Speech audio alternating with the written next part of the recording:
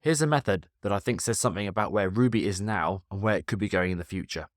It's a routine from the PSD.RB library for reading Photoshop documents, written by Ryan Lefebvre.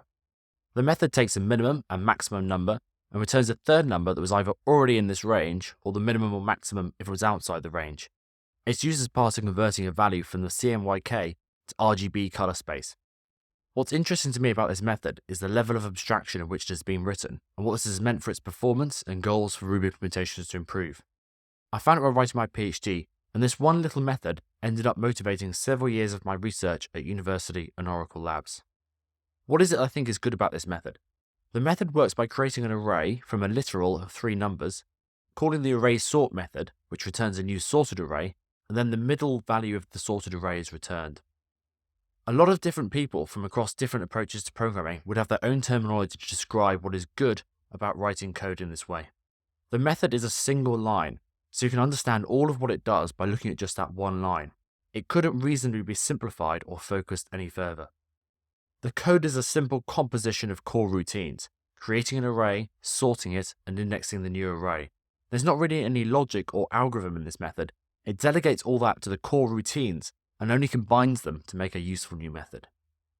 The code has linear control flow, meaning that there are no branches such as if statements. This allows you to look at the method and to only have to think about the values flowing through it, not which branches it will take. There's only one return point to the method, and it's implicit. The code is declarative, in that it says what it produces rather than how. It produces an array that is sorted, and then the middle value from that array is returned.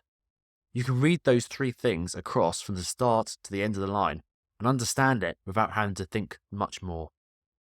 The code is immutable, meaning that objects created are not modified after being created. This means that you never have to worry about what state an object is in. The sorted array is always sorted because it's created like that. The code is in single assignment form, meaning that names only ever have one value. The input parameter names are assigned a value when the method is called, and we never modify those names. We don't have any other local variables at all. The clamp method has these excellent qualities, but it also has some serious problems. To give some context, this method is called for each of the R, G, and B color values for every pixel in potentially some very large images. It's definitely an inner loop operation, and we can reasonably predict that its performance therefore makes a difference to the responsiveness of apps using this library. A first problem with the method is the number of objects it allocates. We can rewrite it to make these allocations a bit more clear. It allocates one array for the literal, and then a second array for the new sorted version. Remember that the array sort routine returns a new array, it doesn't modify the existing one. Objects are central to Ruby, and a normal Ruby program will be allocating a lot of them.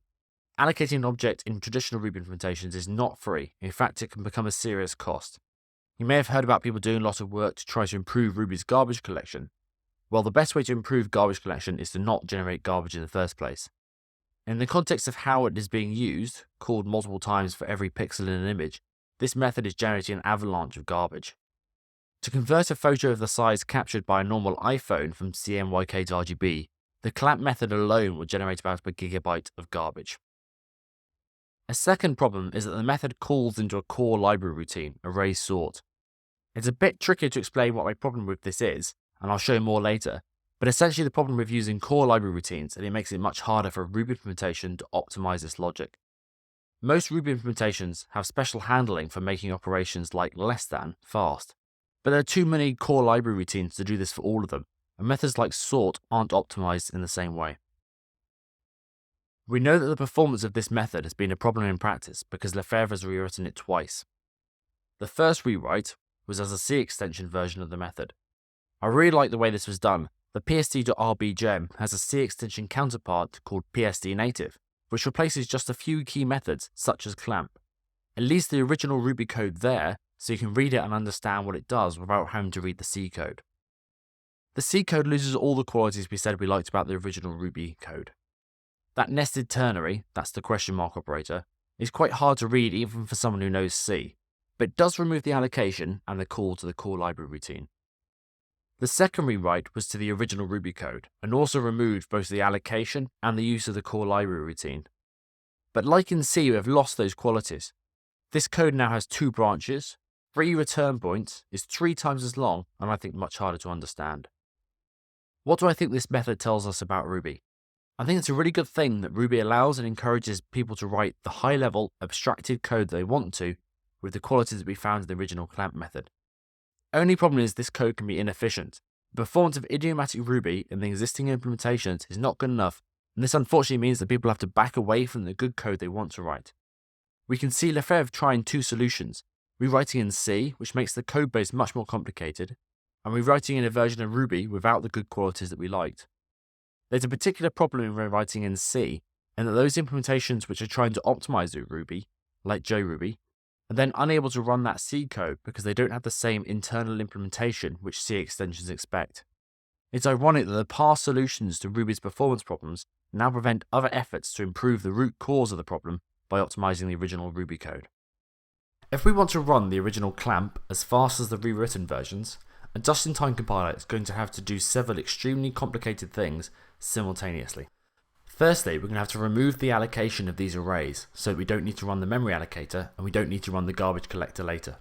This is called escape analysis and scalar replacement of aggregates. You can think about it as replacing object array elements with local variables in the method, one local variable for each array element. We can then remove the unused local variables, the array elements which we never use, and whatever code would be needed to calculate them. Secondly, we're going to need to remove the sort routine itself.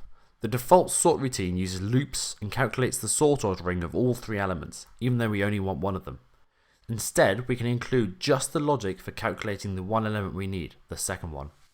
We can continue to automatically simplify this method, and it will eventually look the same as the manually done rewrite into C or the new Ruby version.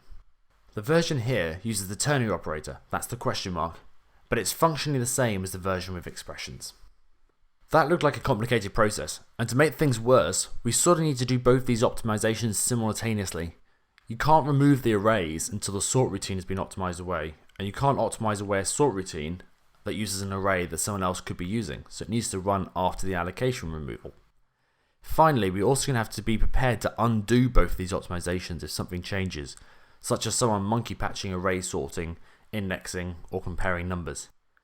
In larger programs, it may be necessary to do this while the method is executing, reaching into the method state in the processor and recreating objects that were previously optimized away.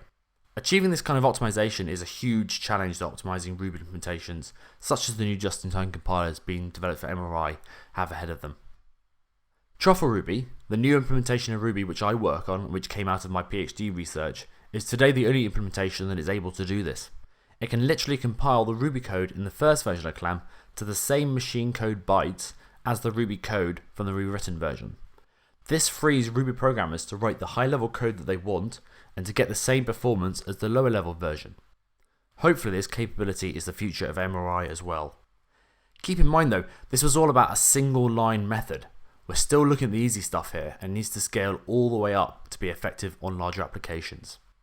A simpler example of this idea can be seen in a 2015 Ruby Kaige keynote by Evan Phoenix. Phoenix argued that this code should reduce to a constant and named it the canary test of a Ruby just-in-time compiler that is powerful enough. It's a lower bar than our clamp method because it produces a scalar value rather than an array, so it's easier to remove. Getting this working in MRI and JRuby will be a first step towards optimizing clamp. Phoenix recommends applying a form of compilation technique called partial evaluation to the LLVM toolchain and integrating this into MRI. Truffle Ruby also uses the partial evaluation technique, but applies it to the Java virtual machine. A more complicated example of this idea was described in my PhD thesis, where I took Clamp and several other parts of PSD.RB and a related library called ChunkyPNG, and composed them into a single acid test that also involves hashes and metaprogramming. I think an optimizing Ruby implementation should be able to reduce this program into a single constant value using the optimizations we've talked about and some more. And Truffle Ruby can do this today. What I'm saying here is I think that one of Ruby's strengths is it allows people to write the code that they want to. One weakness of Ruby is that currently this code is slower than it needs to be. Ruby programmers shouldn't have to rewrite their code to make it faster if we can avoid it, by having the Ruby implementation do that work for them. If a small group of experts can implement powerful just-in-time compilers for Ruby that effectively rewrite their code from the runtime using some of the techniques I've described here, then the Ruby programmers can focus on their high-level code.